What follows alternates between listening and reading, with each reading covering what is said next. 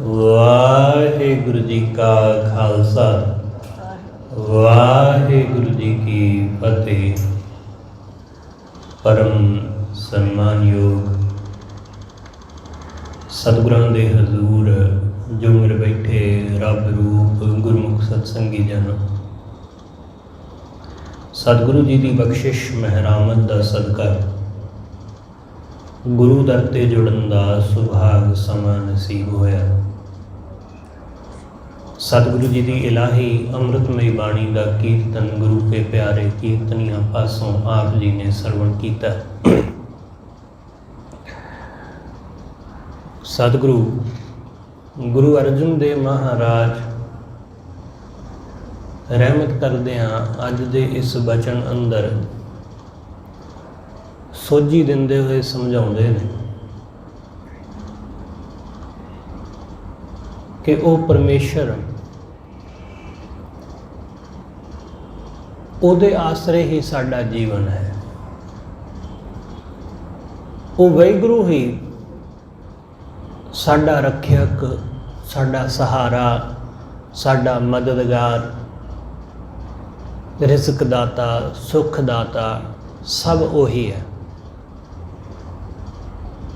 ਇਸ ਲਈ ਸਤਿਗੁਰੂ ਕਹਿੰਦੇ ਮੈਂ ਉਸ ਵਾਹਿਗੁਰੂ ਨੂੰ ਸਿਮਰ ਸਿਮਰ ਕੇ ਜਿਉਂਦਾ ਵਾਂ। मैं उस परमेश्वर दे गुण सुन सुन के जिउंदा, उहदा नाम सुन सुन के जिउंदा। सतगुरु कहंदे ने सुन सुन जीवा सोए तुम्हारी। हे सच्चे पातशाह तेरी खबर सुन सुन के जिउंदा मैं, तेरा नाम सुन सुन के। मोहे निर्गुण मैं हाँ निगुणा आदमी, मेरे अंदर कोई गुण नहीं है। तू कृपा कर मैनू निगुणे नू आप कृपा करके तार दे। मोहे निर्गुण को लिहो उधारी। तू निगुणिया नू उतार देना, मेरे अंदर कोई गुण नहीं है।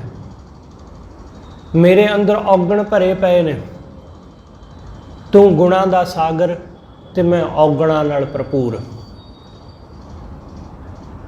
सतगुरु कहते तेरे अंदर ने बेअंत गुण ते मेरे अंदर बेअंत औगण। सतगुरु कहते जेता समुंद सागर नीर भरिया तेते औगण हमारे। सच्चे पातशाह साडे इन्ने औगण ने, हम अवगण भरे एक गुण नहीं। असीं औगणा नाल भरे पे हाँ, एक गुण नहीं है। जिस गुण सदका असीं तर जाइए, असीं पार लंघ जाइए, ऐसा साडे अंदर कोई गुण नहीं है। हाँ जे किते कोई साडे कोल माड़ा मोटा कोई गुण है तो उहदा असीं हंकार करी बैठे हाँ। इसलिए हंकार करके वो गुण भी साडा औगण विच बदल गया है।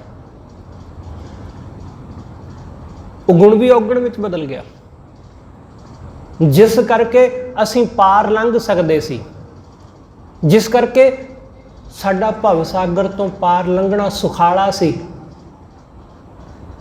वो गुण भी असीं हंकार करके औगण विच बदल लिया।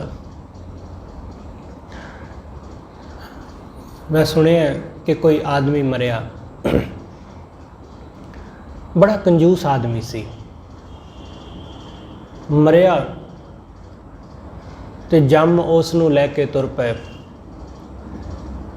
जदों उस नूं जमराज दे दरबार विच पेश किया गया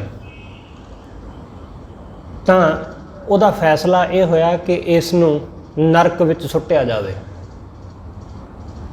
जदों ये फैसला सुनाया गया तो उस आदमी ने कहा कि मैं तो बड़े पुण्य कीते ने, मैं तो ये सोचिया सी कि मैनू स्वर्ग मिलेगा, मैं तो ये सोच बैठा सा कि मैनू स्वर्गां विच ले जाया जाएगा, पर तुसीं मैनू नरक विच सुट रहे हो। तुहाडे हिसाब किताब विच कोई गलती हुई है, तुसीं अपने वही खाते दोबारा चेक करो। दूतां ने कहा कि ऐसा किवें कि साडे तो कदे गलती हुई नहीं। चित्रगुप्त नूं बुलाया गया, चित्रगुप्त नूं पुछया गया ਉਸਨੇ ਕਿਹਾ ਜੀ ਹਾਂ ਇਹਦਾ ਨਰਕ ਜਾਣਾ ਹੀ ਬਣਦਾ। ਉਹਨਾਂ ਨੇ ਕਿਹਾ ਜੀ ਦੁਬਾਰਾ ਹਿਸਾਬ ਕਿਤਾਬ ਚੈੱਕ ਕਰੋ। ਦੁਬਾਰਾ ਚੈੱਕ ਕੀਤਾ ਗਿਆ, ਫਿਰ ਵੀ ਉਹਨਾਂ ਨੂੰ ਕੁਝ ਦਿਖਾਈ ਨਾ ਦਿੱਤਾ। ਉਹਨਾਂ ਨੇ ਕਿਹਾ ਜੀ ਇਹਨੇ ਨਰਕ ਹੀ ਇਹਦੇ ਵਾਸਤੇ ਤੈਅ ਹੈ। ਉਹਨੇ ਕਿਹਾ ਨਹੀਂ। ਉਹ ਫਿਰ ਤੜਫ ਉੱਠਿਆ। ਉਹ ਕਹਿੰਦਾ ਤੁਸੀਂ ਹਿਸਾਬ ਕਿਤਾਬ ਸਹੀ ਨਹੀਂ ਲਾ ਰਹੇ, ਤੁਸੀਂ ਠੀਕ ਨਹੀਂ ਲਾ ਰਹੇ। ਉਹਨਾਂ ਨੇ ਕਿਹਾ ਅਸੀਂ ਤੁਹਾਡੀ ਪੂਰੀ ਜੀਵਨੀ ਦੇਖ ਲਈ, ਸਾਨੂੰ ਕਿਤੇ ਕੋਈ ਚੰਗਾ ਕਰਮ ਦਿਸਿਆ ਹੀ ਨਹੀਂ, ਸਿਵਾਏ ਔਗਣਾਂ ਤੋਂ, ਸਿਵਾਏ ਪਾਪਾਂ ਤੋਂ, ਸਿਵਾਏ ਵਿਕਾਰਾਂ ਤੋਂ ਹੋਰ ਕੁਝ ਵੀ ਨਹੀਂ। ਉਸਨੇ ਕਿਹਾ ਤੁਹਾਡੇ ਬਈ ਖਾਤੇ ਝੂਠ ਬੋਲਦੇ ਨੇ। ਹਾਲੇ ਕੱਲ ਪਰਸੋਂ ਦੀ ਗੱਲ ਹੈ, ਮੈਂ ਇੱਕ ਭਿਖਾਰੀ ਨੂੰ 5 ਪੈਸੇ ਦਿੱਤੇ ਨੇ। ਹਾਲੇ ਕੱਲ ਦੀ ਗੱਲ ਹੈ। ਇੰਨੀ ਤਾਜ਼ੀ ਗੱਲ, ਕੋਈ 10-20 ਸਾਲ ਪੁਰਾਣੀ ਗੱਲ ਹੋਵੇ ਫਿਰ ਤਾਂ ਬੰਦਾ ਭੁੱਲ ਜਾਏ ਕਿ ਹਾਂ ਜੀ ਭੁੱਲ ਗਿਆ ਜੀ, ਲਿਖਣਾ ਚੇਤੇ ਭੁੱਲ ਗਿਆ। ਹਾਲੇ ਕੱਲ ਦੀ ਗੱਲ। ਉਹਨਾਂ ਨੇ ਚੈੱਕ ਕੀਤਾ ਕਿ ਹਾਂ ਇਸ ਆਦਮੀ ਨੇ ਕੱਲ ਪਰਸੋਂ ਕਿਸੇ ਨੂੰ 5 ਪੈਸੇ ਦਾਨ ਕੀਤੇ ਨੇ। ਤਾਂ ਉਹਨਾਂ ਨੇ ਵਿਚਾਰ ਕੀਤੀ ਕਿ ਫਿਰ ਇਹਦਾ ਕੀ ਕੀਤਾ ਜਾਵੇ, ਇਹਦਾ ਕੀ ਹੱਲ ਕੀਤਾ ਜਾਏ। ਉਹਨਾਂ ਨੇ ਵਿਚਾਰ ਕਰਨ ਤੋਂ ਬਾਅਦ ਇਹ ਫੈਸਲਾ ਲਿਆ ਕਿ ਇਹਨੂੰ ਨਰਕ ਸੁੱਟੋ, ਨਰਕ ਸੁੱਟੋ। ਜਦੋਂ ਦੁਬਾਰਾ ਫਿਰ ਉਹਨੇ ਸੁਣਿਆ ਕਿ ਨਰਕ, ਉਸਨੇ ਕਿਹਾ ਕਿ ਤੁਸੀਂ ਫਿਰ ਗਲਤੀ ਕਰ ਰਹੇ ਹੋ, ਮੇਰੇ ਦਾਨ ਦਾ ਕੀ? ਉਹਨੇ ਕਿਹਾ ਤੇਰੇ ਦਾਨ ਦਾ ਕੁਛ ਨਹੀਂ, ਆ ਲੈ ਫੜ ਆਪਣੇ 5 ਪੈਸੇ ਤੇ ਚੱਲ ਨਰਕ ਨੂੰ। ਜਦੋਂ ਅਸੀਂ ਨਿੱਕੀ ਜਿਹੀ ਚੀਜ਼ ਦਾ ਵੀ ਅਹੰਕਾਰ ਕਰਦੇ ਹਾਂ, ਉਹਦਾ ਦਿਖਾਵਾ ਕਰਦੇ ਹਾਂ ਕਿ ਮੈਂ ਦਾਨ ਕੀਤਾ, ਤਾਂ ਸਾਡਾ ਉਹ ਦਾਨ ਵੀ ਸਾਨੂੰ ਨਰਕ ਲੈ ਜਾਂਦਾ ਹੈ। ਉਤਾਰ ਵੀ ਸਕਦਾ ਸੀ, ਉਹ ਬੇੜਾ ਪਾਰ ਵੀ ਲੰਘਾ ਸਕਦਾ ਸੀ, ਉਹ ਨਿੱਕਾ ਜਿਹਾ ਦਾਨ, ਪਰ ਉਹੀ ਨਰਕ ਲੈ ਜਾਂਦਾ, ਕਿਉਂਕਿ ਜਦੋਂ ਅਸੀਂ ਉਹਦੀ ਹਉਮੈ ਕਰਦੇ ਹਾਂ। ਇਸ ਲਈ ਸਾਡੇ ਅੰਦਰ ਔਗਣ ਨੇ, ਗੁਣ ਕੋਈ ਨਹੀਂ ਹੈ। ਹੇ ਸੱਚੇ ਪਾਤਸ਼ਾਹ, ਮੈਂ ਨਿਗੁਣਾ ਆਦਮੀ ਹਾਂ, ਕਿਰਪਾ ਕਰਕੇ ਮੈਨੂੰ ਉਧਾਰ ਲੈ, ਕਿਰਪਾ ਕਰਕੇ ਮੈਨੂੰ ਪਾਰ ਲੰਘਾ ਲੈ। ਮੈਂ ਸੁਣਿਆ ਕਿ ਪਰਮੇਸ਼ਰ ਬੜਾ ਦਿਆਲ ਹੈ। ਮੈਂ ਸੁਣਿਆ ਕਿ ਵਾਹਿਗੁਰੂ ਬਹੁਤ ਬਖਸ਼ਿੰਦ ਹੈ, ਉਹ ਔਗਣਾਂ ਨੂੰ ਬਖਸ਼ ਦਿੰਦਾ ਹੈ। ਮੈਂ ਸੁਣਿਆ ਕਿ ਉਹ ਪਾਪੀਆਂ ਦੀ ਮੁਕਤੀ ਕਰ ਦਿੰਦਾ ਹੈ, ਉਹਨਾਂ ਦੇ ਪਾਪ ਕੱਟ ਕੇ। ਐਸੀਆਂ ਬਹੁਤ ਸਾਰੀਆਂ ਉਦਾਹਰਨਾਂ ਨੇ ਜਿੱਥੇ ਪਰਮੇਸ਼ਰ ਨੇ ਪਾਪੀਆਂ ਦਾ ਉਧਾਰ ਕੀਤਾ, ਜਿੱਥੇ ਪਰਮੇਸ਼ਰ ਨੇ ਔਗਣਹਾਰਿਆਂ ਨੂੰ ਬਖਸ਼ ਲਿਆ, ਉਹਨੇ ਨਿਗੁਣਿਆਂ ਨੂੰ ਬਖਸ਼ ਲਿਆ। ਐਸੇ ਬਹੁਤ ਸਾਰੇ ਨੇ ਇਸ ਦੁਨੀਆ ਦੇ ਵਿੱਚ ਹੋਏ। हे ਸੱਚੇ ਪਾਤਸ਼ਾਹ, ਕਿਰਪਾ ਕਰ, ਮੇਰੇ ਤੇ ਵੀ ਦਇਆ ਕਰਕੇ ਮੈਨੂੰ ਬਖਸ਼ ਲੈ, ਮੇਰੇ ਤੇ ਵੀ ਕਿਰਪਾ ਕਰਕੇ ਮੈਨੂੰ ਬਖਸ਼ ਲੈ। ਮੈਂ ਤੇਰੀ ਸੋਏ ਸੁਣ ਸੁਣ ਕੇ ਜਿਉਂਦਾ, ਮੈਂ ਤੇਰਾ ਨਾਮ ਸੁਣ ਸੁਣ ਕੇ ਜਿਉਵਾਂ, ਸੁਣ ਸੁਣ ਜੀਵਾਂ ਸੋਏ ਤੁਮਾਰੀ। ਤੇਰਾ ਨਾਮ ਸੁਣ ਸੁਣ ਕੇ, ਤੇਰੀ ਖਬਰ ਸੁਣ ਸੁਣ ਕੇ ਮੈਂ ਜੀਵਾਂ। ਜਦੋਂ ਕੋਈ ਵਾਹਿਗੁਰੂ ਦੇ ਨਾਲ ਜੁੜਦਾ, ਜਦੋਂ ਉਹਦੇ ਨਾਲ ਸਾਂਝ ਪੈਂਦੀ ਹੈ, ਉਹਦੇ ਨਾਲ ਪ੍ਰੇਮ ਪੈਂਦਾ, ਤਦੋਂ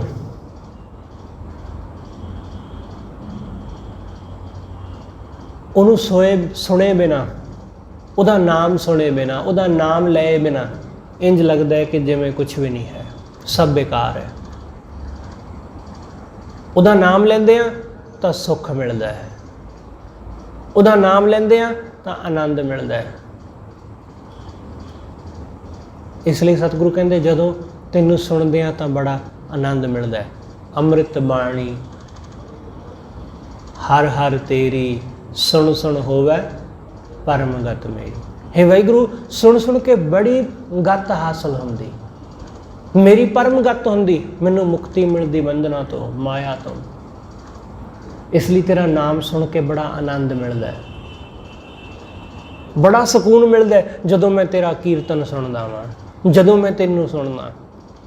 ਖਿਆਲ ਰੱਖਣਾ ਕਿ ਸਾਨੂੰ ਆਨੰਦ ਉਦੋਂ ਆਉਂਦਾ ਹੈ ਜਦੋਂ ਸਾਡੇ ਵਿੱਚ ਸਾਡੀ ਮੈਂ ਨਹੀਂ ਹੁੰਦੀ।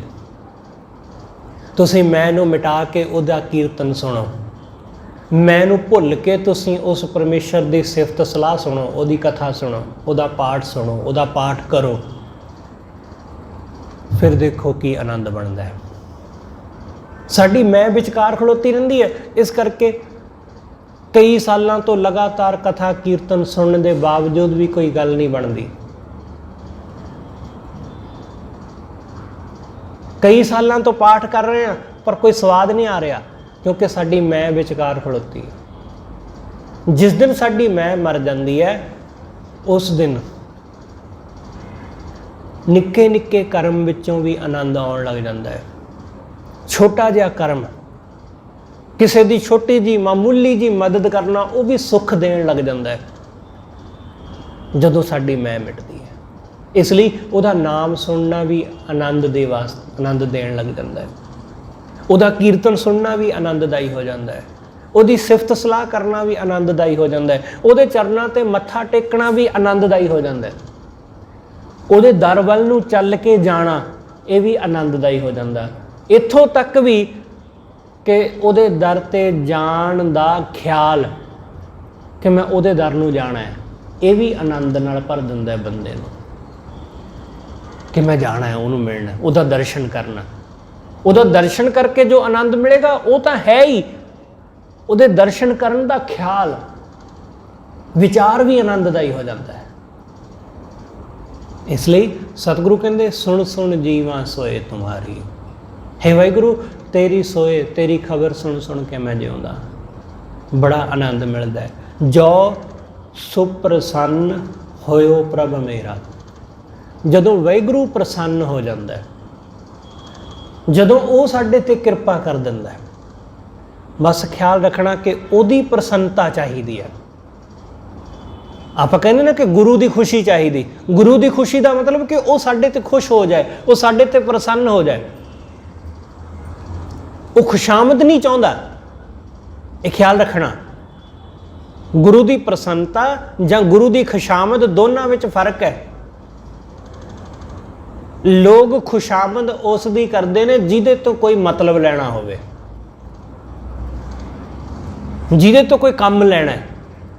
झूठी खुशामद कि बंदा सिफत कराउण जोगा है नहीं, बस उहदी सिफत इस करके करते हैं क्योंकि जी वड्डे रुतबे ते बैठा है। बस जिवें लोग अपने बॉस दी, अपने मालक की सिफत करते हैं, है वो नकम्मा सिरे दा,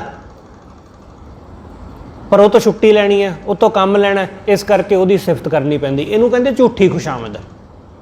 वो गलत काम भी कहे, वो गलत चीज़ भी बोले, ਉਹਦੀ भी वाह वाही करनी कि वाह कि तुसी बहुत वधिया कीता, ये झूठी खुशामद हुंदी है। गुरु नूं ऐसी झूठी खुशामद विच कोई रस नहीं है। परमेश्वर साडी झूठी खुशामद ते रीझदा नहीं। इसलिए तो सतगुरु ने कहा कि वो कोई बच्चा थोड़ी ना जिहड़ा कि साडी झूठी खुशामद दे उत्ते रीझ जाएगा। इसलिए उहनूं प्रसन्न करना मतलब उहदी खुशामद करना नहीं है, उसकी खुशामद करना नहीं। जिमें आ पिछे जाए कि प्रधानमंत्री नाल बहुत सारे सिखां ने मुलाकात की। मुलाकात करन तो बाद प्रधानमंत्री दीयां सिफतां दे पुल बन्ने कि तुसीं आ कीता, तुसीं ओ कीता, तुसीं ओ। पता सब नूं है कि उहने कीता कुछ भी नहीं। क्यों? क्योंकि इन्हां नाल बनी रहे, कल नूं किते काम पैगा, लोड़ पैगी तो साडा काम हो जाएगा। झूठी खुशामद। जिहड़ी गल कहनी बनती सी वो किसी ने भी नहीं कही। किसी जथेदार ने, किसी वड्डे सिख प्रचारक ने उन्होंने नहीं कहा जो वो गलत कर रहे हैं। किसी की हिम्मत नहीं पई, कोई जुरत वाला उत्थे है ही नहीं सी। बस झूठियां सिफतां करने वाले ऐसे भी लोग, ऐसे भी साडे आगू, उन्होंने कहा जी ऐसा प्रधानमंत्री अज तो पहला आया ही नहीं, वाकई नहीं आया ऐसा। बिल्कुल सही गल है, ऐसा कदे भी नहीं आया जिसने सब कुछ बर्बाद कर दिता होवे। पर उहदियां सिफतां होईयां, क्योंकि इहनूं खुशामद कहंदे, झूठी खुशामद, झूठी सिफत। गुरु परमेश्वर ऐसी झूठी खुशामद नहीं चाहता, तो ना ही उसनूं कोई दिलचस्पी है। तुसीं जिन्ना मर्जी उहदियां सिफतां करी जाओ, कोई फर्क नहीं पैंदा उसनों। ना करो ਉਹਨੂੰ ਗਾਲਾਂ ਕੱਢਣ ਲੱਗ ਜਾਓ ਉਹਨੂੰ ਤਾਂ ਵੀ ਕੋਈ ਫਰਕ ਨਹੀਂ ਪੈਂਦਾ। सतगुरु कहते जे सब मिल के आखण पाहें वड्डा ना होवे घाट ना जाए। जे सारी दुनिया मिल के उन्होंने वड्डा वड्डा कहन लग जाए तो वो किसी दे वड्डा कहना वड्डा नहीं हुंदा। जे सारी दुनिया मिल के उसकी निंदा करन लग जाए तो वो छोटा नहीं हो जाता। इसलिए वो खुशामद तो रहत है। उन्होंने प्रसन्न करना मतलब उसकी खुशामद करना नहीं है। उसकी प्रसन्नता उसकी खुशी वो प्रेम नाल प्रसन्न हुंदा है। प्रेम नाल वो साडे अंदर दा प्रेम देखदा है तां वो साडे ते प्रसन्न हुंदा है, तां वो साडे ते खुश हुंदा है। जिस दिन वो साडे अंदर दी पवित्रता देखदा है कि साडे हिरदे विच ते जुबान ते जो गल है वो दोनों इक्को जिही है, कि साडे हिरदे विच जो है उही साडी जुबान ते, जो साडी जुबान ते उही साडे दिल विच इक्को जिहा। असीं अंदरों बाहरों इक्को जिहा जदों हो जांदे हां तां गल बनदी। सतगुरु कहंदे दिलों मुहब्बत जिन सही सच्चिया, जिन मन होर मुख होर से कांडे कच्चिया। जिन्हां दे मन विच होर ते मुख विच होर होवे उन्हां नूं कच्चे कहा जांदा है।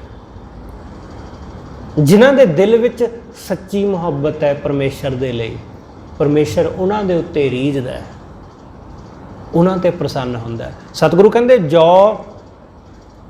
सुप्रसन्न होयो प्रभ मेरा। जदों मेरा प्रभु प्रसन्न हो गया, जदों वो मेरे ते खुश होया तां दुख भरम कह कैसे नेरा। सतगुरु कहंदे फिर दुख भरम दसो भला किवें नेड़े आवे। जदों वो वाहिगुरू प्रसन्न है तो दुख नेड़े नहीं आ सकता।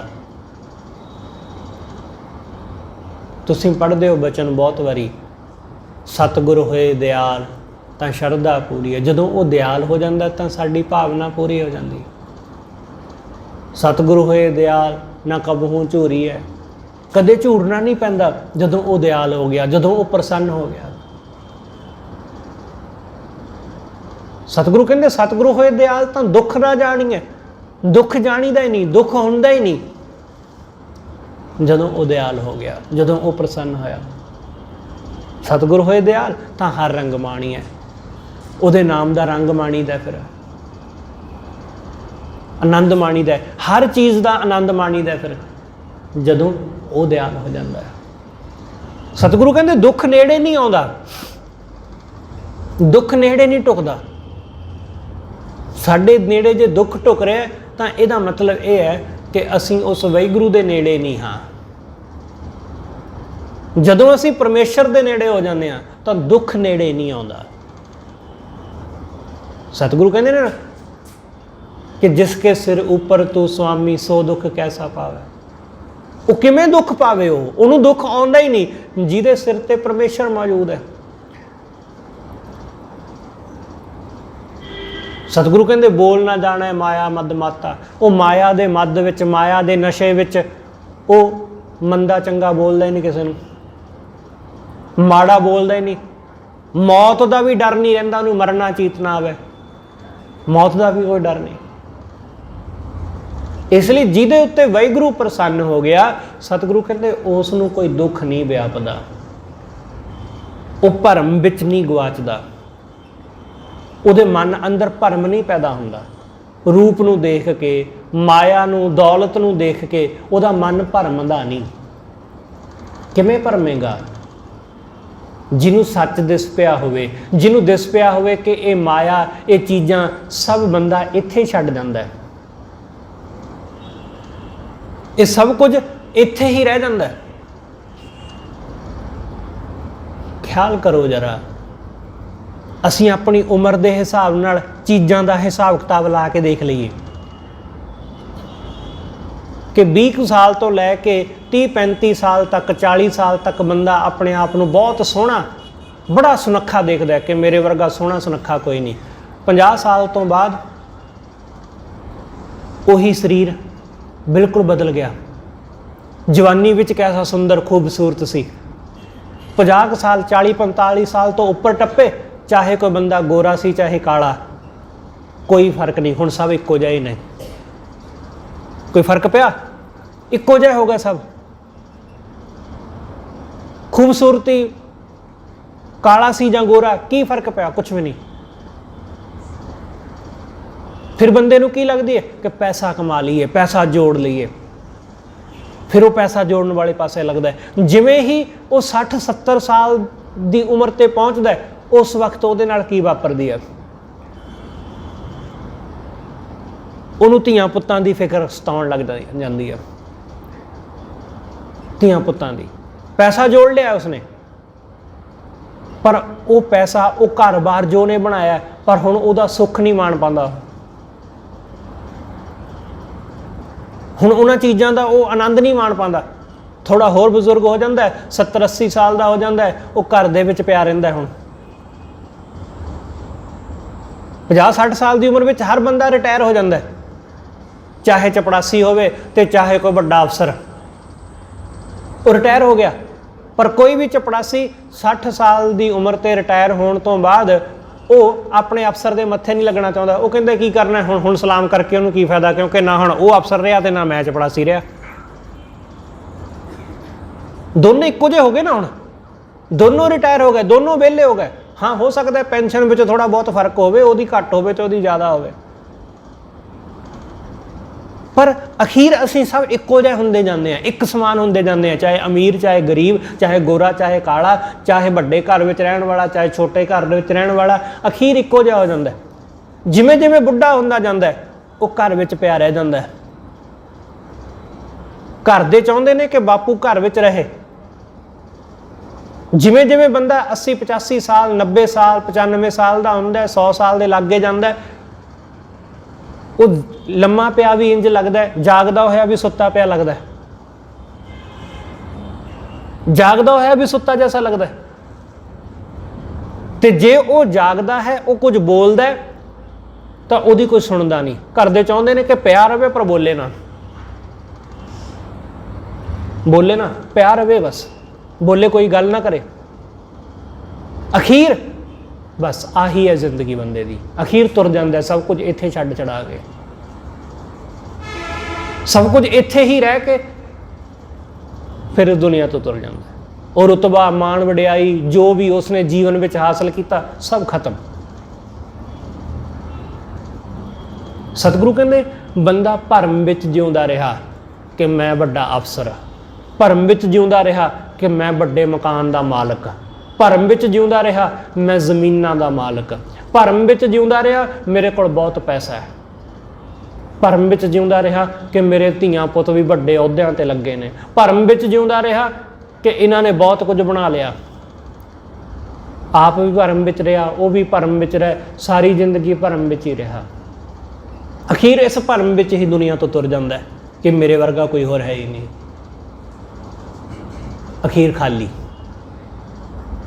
ਇਸ ਲਈ ਸਤਿਗੁਰੂ ਸਮਝਾਉਂਦੇ, ਸਤਿਗੁਰੂ ਕਹਿੰਦੇ ਜਿਸ ਬੰਦੇ ਦੇ ਉੱਤੇ ਵਾਹਿਗੁਰੂ ਪ੍ਰਸੰਨ ਹੋ ਗਿਆ, ਉਹਦੇ ਮਨ ਵਿੱਚੋਂ ਮਾਇਆ ਦਾ ਇਹ ਭਰਮ ਮਿਟ ਗਿਆ। ਉਹ ਭਰਮਦਾ ਨਹੀਂ, ਕਿਉਂਕਿ ਉਸ ਨੂੰ ਪਤਾ ਹੈ ਕਿ ਹਰ ਬੰਦੇ ਨੇ ਅਖੀਰ ਉੱਥੇ ਹੀ ਪਹੁੰਚ ਜਾਣਾ। ਜਿਹੜਾ ਜਿੱਤਿਆ ਹੋਇਆ ਉਹ ਵੀ ਉੱਥੇ ਜਾਏਗਾ, ਜਿਹੜਾ ਹਾਰਿਆ ਹੋਇਆ ਉਹ ਵੀ ਉੱਥੇ ਜਾਏਗਾ। ਉਹ ਸਭ ਲਈ ਇੱਕੋ ਜਿਹੀ ਥਾਂ ਹੈ। ਚਾਹੇ ਕੋਈ ਅਮੀਰ ਹੈ ਤੇ ਚਾਹੇ ਗਰੀਬ, ਜਾਂਦਾ ਉਸੇ ਸ਼ਮਸ਼ਾਨ ਘਾਟ ਵਿੱਚ ਹੈ। ਅਖੀਰ ਕੁਛ ਵੀ ਨਹੀਂ ਹੈ। ਇਸ ਲਈ ਸਤਿਗੁਰੂ ਸਮਝਾਉਂਦੇ ਜਿਹਦੇ ਮਨ ਦੇ ਉੱਤੇ ਇਹ ਮਾਇਆ ਦਾ ਭਰਮ ਨਹੀਂ ਨਾ ਰਹਿ ਜਾਂਦਾ, ਉਹ ਬੰਦਾ ਇਸ ਤਰ੍ਹਾਂ ਭਟਕਦਾ ਨਹੀਂ, ਉਹਦਾ ਜੀਵਨ ਸੁੱਖ ਤੇ ਆਨੰਦਮਈ ਬਤੀਤ ਹੁੰਦਾ। ਜਿਹਦੇ ਤੇ ਵਾਹਿਗੁਰੂ ਦੀ ਦਇਆ ਹੋ ਗਈ, ਜੋ ਸੋ ਪ੍ਰਸੰਨ ਹੋਇਓ ਪ੍ਰਭ ਮੇਰਾ, ਤਾਂ ਦੁੱਖ ਭਰਮ ਕਹ ਕੈਸੇ ਨੇਰਾ। ਕਿਵੇਂ ਨੇੜੇ ਆਵੇ? ਸਤਿਗੁਰੂ ਕਹਿੰਦੇ ਨੇੜੇ ਆ ਹੀ ਨਹੀਂ ਸਕਦਾ ਉਹਦੇ, ਜਿਹਦੇ ਤੇ ਵਾਹਿਗੁਰੂ ਪ੍ਰਸੰਨ ਹੋਇਆ। ਸੁਣ ਸੁਣ ਜੀਵਾਂ ਸੋਏ ਤੁਮਾਰੀ, ਹੇ ਸੱਚੇ ਪਾਤਸ਼ਾਹ ਮੈਂ ਤੇਰੀ ਖਬਰ ਸੁਣ ਸੁਣ ਕੇ, ਤੇਰੀ ਸੋਭਾ ਸੁਣ ਸੁਣ ਕੇ ਜਿਉਂਦਾ। ਮੈਂ ਤੇਰੀ ਸੋਭਾ ਸੁਣਦਾ, ਤੇਰਾ ਜਸ ਸੁਣਦਾ ਵਾਂ ਕਿ ਤੂੰ ਕਿੰਨਿਆਂ ਦਾ ਉਧਾਰ ਕੀਤਾ, ਤੂੰ ਕਿੰਨਿਆਂ ਦਾ ਭਲਾ ਕੀਤਾ। ਸਤਿਗੁਰੂ ਕਹਿੰਦੇ ਤੁਮਰੀ ਕਿਰਪਾ ਕੌਣ ਕੌਣ ਨਾ ਤਾਰੇ, ਤੇਰੀ ਕਿਰਪਾ ਨਾਲ ਕਿਹੜਾ ਕਿਹੜਾ ਨਹੀਂ ਤਰਿਆ। ਬੇਅੰਤ ਨੇ ਜਿਨ੍ਹਾਂ ਨੇ ਵੀ ਤੇਰਾ ਲੜ ਫੜਿਆ ਉਤਰ ਗਏ। ਤੂੰ ਬੇਅੰਤ ਜੀਵਾਂ ਦਾ ਉਧਾਰ ਕਰਿਆ। ਮੋਹਿ ਨਿਰਗੁਣ ਕੋ ਲਿਹੋ ਉਬਾਰੇ, ਕਿਰਪਾ ਕਰ ਮੈਨੂੰ ਵੀ ਆਪਣੇ ਸੇਵਕ ਦਾ ਉਧਾਰ ਕਰ ਲੈ, ਮੈਨੂੰ ਨਿਗੁਣੇ ਨੂੰ ਵੀ ਤਾਰ ਲੈ। ਰਹਾਓ। ਮਿਟ ਗਿਆ ਦੁੱਖ ਵਿਸਾਰੀ ਚਿੰਤਾ, ਫਲ ਪਾਇਆ ਜਪ ਸਤਿਗੁਰ ਮੰਤਾ। ਜਦੋਂ ਸਤਿਗੁਰੂ ਦੇ ਮੰਤਰ ਨੂੰ ਜਪਿਆ, ਜਦੋਂ ਗੁਰੂ ਨੇ ਦਿੱਤਾ ਜਿਹੜਾ ਮੰਤਰ ਹੈ ਨਾ, ਜੋ ਗੁਰੂ ਨੇ ਸ਼ਬਦ ਬਖਸ਼ਿਆ, ਜਦੋਂ ਉਸ ਸ਼ਬਦ ਨੂੰ ਜਪਿਆ, ਉਸ ਮੰਤਰ ਦਾ ਜਾਪ ਕੀਤਾ, ਸਤਿਗੁਰੂ ਕਹਿੰਦੇ ਤਾਂ ਸਭ ਫਲ, ਸਾਰੇ ਫਲ ਪ੍ਰਾਪਤ ਹੋ ਗਏ, ਸਭ ਫਲ ਮਿਲ ਗਏ ਤੇ ਮਿਟ ਗਿਆ ਦੁੱਖ, ਦੁੱਖ ਮਿਟ ਗਿਆ, ਚਿੰਤਾ ਮਿਟ ਗਈ। ਚਿੰਤਾ ਜੋ ਮਨ ਵਿੱਚ ਚਿੰਤਾਵਾਂ ਲੱਗੀਆਂ ਸਨ, ਸਭ ਚਿੰਤਾਵਾਂ ਮਿਟ ਗਈਆਂ ਜਦੋਂ ਉਹਦੀ ਰਹਿਮਤ ਹੋ ਗਈ। ਮਿਟ ਗਿਆ ਦੁੱਖ ਵਿਸਾਰੀ ਚਿੰਤਾ, ਫਲ ਪਾਇਆ ਜਪ ਸਤਿਗੁਰ ਮੰਤਾ। ਸੋਈ ਸਤ, ਸਤ ਹੈ ਸੋਏ। ਸਤਿਗੁਰੂ ਕਹਿੰਦੇ ਉਹੀ ਸਤ ਹੈ, ਸਤ ਉਹੀ ਹੈ। ਸਿਮਰ ਸਿਮਰ ਰੱਖ ਕੰਠ ਪਰੋਏ। ਉਹ ਪ੍ਰਮਾਤਮਾ ਹੀ ਸੱਚ ਹੈ, ਉਸ ਨੂੰ ਸਿਮਰ ਕੇ ਆਪਣੇ ਹਿਰਦੇ ਵਿੱਚ ਪਰੋ ਕੇ ਰੱਖ ਲੈ। ਉਸ ਵਾਹਿਗੁਰੂ ਨੂੰ ਆਪਣੇ ਹਿਰਦੇ ਵਿੱਚ ਪਰੋ ਲੈ, ਉਹੀ ਸੱਚ ਹੈ, ਉਸ ਤੋਂ ਬਿਨਾਂ ਸਭ ਝੂਠ ਹੈ। ਉਸ ਪਰਮੇਸ਼ਰ ਤੋਂ ਬਿਨਾਂ ਸਭ ਝੂਠ, ਉਹ ਪਰਮੇਸ਼ਰ ਹੀ ਇੱਕੋ ਇੱਕ ਸੱਚ ਹੈ। ਇਸ ਲਈ ਉਸ ਨੂੰ ਆਪਣੇ ਹਿਰਦੇ ਵਿੱਚ ਵਸਾਉਣਾ। ਬਾਕੀ ਸਭ ਚੀਜ਼ਾਂ ਤੇ ਝੂਠ ਨੇ, ਜੋ ਕੁਝ ਵੀ ਸਾਡੇ ਕੋਲ ਹੈ ਇਹ ਸਭ ਝੂਠ ਹੈ। ਸੱਚ ਦਾ ਮਤਲਬ ਜੋ ਹਮੇਸ਼ਾ ਰਹੇ, ਜੋ ਹਮੇਸ਼ਾ ਰਹਿਣ ਵਾਲੀ ਵਸਤੂ, ਉਹਨੂੰ ਸੱਚ ਕਹਿੰਦੇ ਨੇ। ਤੇ ਹਮੇਸ਼ਾ ਕੀ ਰਹਿੰਦਾ? ਹਮੇਸ਼ਾ ਕੁਛ ਵੀ ਨਹੀਂ ਰਹਿੰਦਾ, ਹਮੇਸ਼ਾ ਕੁਛ ਵੀ ਨਹੀਂ। ਨਾ ਹਮੇਸ਼ਾ ਅਸੀਂ ਰਹਾਂਗੇ, ਨਾ ਹਮੇਸ਼ਾ ਸਾਡੀਆਂ ਚੀਜ਼ਾਂ ਰਹਿਣਗੀਆਂ। ਸਮੇਂ ਸਮੇਂ 'ਤੇ ਚੀਜ਼ਾਂ ਬਦਲਦੀਆਂ ਰਹਿੰਦੀਆਂ। ਤੁਸੀਂ ਅੱਜ ਤੋਂ 30 ਸਾਲ 40 ਸਾਲ ਪਹਿਲਾਂ ਕੋਈ ਮਕਾਨ ਬਣਾਇਆ ਸੀ, ਉਹ ਉਸ ਵੇਲੇ ਦਾ ਉੱਤਮ ਦਰਜੇ ਦਾ ਮਕਾਨ ਸੀ, ਪਰ ਹੁਣ ਉਹਦੀ ਕੀ ਵੈਲਿਊ ਹੈ? ਕੁਛ ਵੀ ਨਹੀਂ। ਹੁਣ ਬੱਚੇ ਚਾਹੁੰਦੇ ਨੇ ਕਿ ਇਹਨੂੰ ਢਾਹ ਕੇ ਅੱਜ ਦੇ ਹਿਸਾਬ ਨਾਲ ਬਣਾਈਏ। 30-40 ਸਾਲ ਲੰਘਣਗੇ, ਅੱਜ ਦੇ ਹਿਸਾਬ ਨਾਲ ਬਣਿਆ ਹੋਇਆ ਘਰ ਉਹ ਵੀ ਅਗਾਂਹ ਜਾ ਕੇ ਪੁਰਾਣੇ ਜ਼ਮਾਨੇ ਦਾ ਹੋ ਜਾਏਗਾ। ਇਸੇ ਤਰ੍ਹਾਂ ਸਿਲਸਿਲਾ ਚੱਲਦਾ ਰਹਿੰਦਾ ਹੈ, ਸਦੀਆਂ ਤੋਂ ਐਸਾ ਹੀ ਚੱਲਦਾ ਆ ਰਿਹਾ ਹੈ। ਹਰ ਚੀਜ਼ ਇੱਕ ਦਿਨ ਪੁਰਾਣੀ ਹੋ ਜਾਂਦੀ ਹੈ, ਹਰ ਚੀਜ਼ ਇੱਕ ਦਿਨ ਪੁਰਾਣਾ ਹੋ ਜਾਂਦਾ ਹੈ, ਹਰ ਸਮਾਨ ਪੁਰਾਣਾ ਹੋ ਜਾਂਦਾ ਹੈ, ਪੁਰਾਣੀ ਟੈਕਨੋਲੋਜੀ ਹੋ ਜਾਂਦੀ। ਤੁਸੀਂ ਕਦੇ ਦੇਖੋ ਕਿ ਜਿਹੜੀਆਂ ਸਾਡੇ ਘਰਾਂ ਵਿੱਚ VCR ਹੁੰਦੇ ਸਨ, ਉਹ ਆਪਣੇ ਦਰਜੇ ਦਾ, ਆਪਣੇ ਵੇਲੇ ਦਾ ਬਹੁਤ ਉੱਤਮ ਪ੍ਰੋਡਕਟ ਸੀ, ਕਿ ਬੜੀ ਵੱਡੀ ਖੋਜ ਸੀ ਉਹ VCR ਦੀਆਂ ਕੈਸੇਟਸ, ਬੜੀ ਉੱਤਮ ਖੋਜ ਸੀ। ਅੱਜ ਕੀ ਹੈ? ਕੂੜਾ। ਫਿਰ ਉਸ ਤੋਂ ਬਾਅਦ CDs ਦਾ, DVDs ਦਾ ਜ਼ਮਾਨਾ ਆ ਗਿਆ। ਉਹਦੇ ਆਉਣ ਨਾਲ VCR ਖਤਮ, DVDs ਉਹ ਚੱਲ ਪਈਆਂ, ਡਿਸਕ ਚੱਲ ਪਈਆਂ, ਜਿਨ੍ਹਾਂ ਦੇ ਵਿੱਚ ਸਾਡੇ ਵਿਆਹਾਂ ਸ਼ਾਦੀਆਂ ਦੀਆਂ ਜਿਹੜੀਆਂ ਫਿਲਮਾਂ ਨੇ, ਵੀਡੀਓ ਨੇ, ਉਹ ਬਣਦੀਆਂ, ਉਹਦੇ ਵਿੱਚ ਬਣਦੀਆਂ ਸਨ। ਪਰ ਸਮਾਂ ਗਿਆ, ਉਹ ਵੀ ਖਤਮ, ਉਹਦੀ ਵੀ ਕਹਾਣੀ ਖਤਮ ਹੋ ਗਈ, ਉਹ ਵੀ ਹੁਣ ਕੂੜਾ ਹੈ। ਤੁਸੀਂ ਅਕਸਰ ਉਹਨਾਂ ਨੂੰ ਢੇਰ ਕੂੜੇ ਵਿੱਚ ਪਈਆਂ ਦੇਖੋਗੇ ਐਸੀਆਂ CDs। ਕਿਉਂ? ਹੁਣ ਸਮਾਂ ਨਹੀਂ ਰਿਹਾ, ਖਤਮ। ਸਭ ਕੁਝ ਸਟੀਰੀਓ, ਕੈਸਟਾਂ ਸਭ ਖਤਮ ਹੋ ਗਈਆਂ ਸਮੇਂ ਦੇ ਨਾਲ। ਬਿਲਕੁਲ ਐਸਾ ਹੀ ਹੈ। ਜੋ ਕਿਸੇ ਵੇਲੇ ਦੀ ਬਹੁਤ ਉੱਚੀ ਟੈਕਨੋਲੋਜੀ ਸੀ, ਉਹ ਅੱਜ ਕੂੜਾ ਹੈ, ਢੇਰ ਕੂੜਾ। ਜਿਹੜੀ ਅੱਜ ਟੈਕਨੋਲੋਜੀ ਹੈ, ਉਹ ਕੱਲ ਨੂੰ ਢੇਰ ਕੂੜਾ ਹੋਵੇਗੀ, ਉਹ ਕੱਲ ਨੂੰ ਢੇਰ ਕੂੜੇ ਵਿੱਚ ਬਦਲ ਜਾਏਗੀ। ਇਸ ਲਈ ਇੱਥੇ ਕੁਛ ਵੀ ਸਥਿਰ ਨਹੀਂ ਹੈ, ਇੱਥੇ ਕੋਈ ਵੀ ਚੀਜ਼ ਹਮੇਸ਼ਾ ਰਹਿਣ ਵਾਲੀ ਨਹੀਂ ਹੈ, ਹਮੇਸ਼ਾ ਚੀਜ਼ਾਂ ਬਦਲਦੀਆਂ ਰਹਿੰਦੀਆਂ। ਸਤਿਗੁਰੂ ਕਹਿੰਦੇ ਜੋ ਸਦਾ ਰਹਿਣ ਵਾਲਾ ਹੈ ਉਹ ਪਰਮੇਸ਼ਰ ਹੈ। ਉਹ ਸਦੀਆਂ ਪਹਿਲਾਂ ਵੀ ਸੀ, ਉਹ ਅੱਜ ਵੀ ਹੈ ਤੇ ਉਹ ਅਗਾਂਹ ਵੀ ਹੈ। ਜਿਹਦੇ ਆਸਰੇ ਧਰਤੀ ਟਿਕੀ ਹੈ, ਧਰਤੀ ਪਹਿਲਾਂ ਨਹੀਂ ਸੀ ਪਰ ਉਹਦੇ ਆਸਰੇ ਹੋਂਦ ਵਿੱਚ ਆਈ, ਉਹਦੇ ਆਸਰੇ ਟਿਕੀ ਹੈ। ਇਹ ਬਿਨਸ ਜਾਵੇਗੀ, ਇੱਕ ਦਿਨ ਇਹ ਖਤਮ ਹੋਵੇਗੀ, ਉਹ ਪਰਮੇਸ਼ਰ ਫਿਰ ਵੀ ਹੋਵੇਗਾ।